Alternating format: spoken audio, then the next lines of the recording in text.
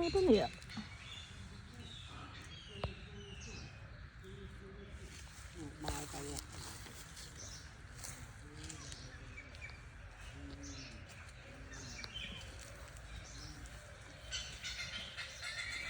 tôi bình bạn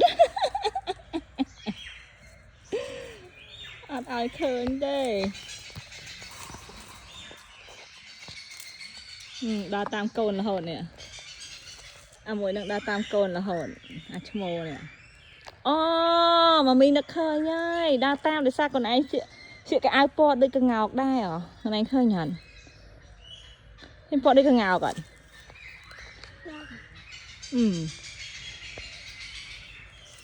bài tâm một mình bạn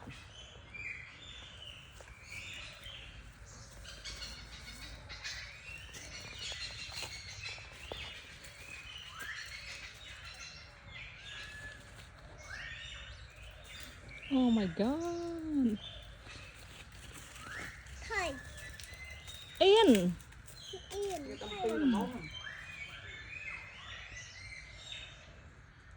bài tâm 10 giây với nhau hơi nhận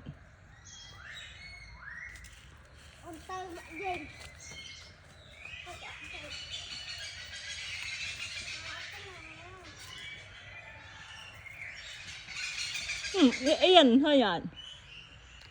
hỏi chú mô nữa nghe ôn ngùng cuốc con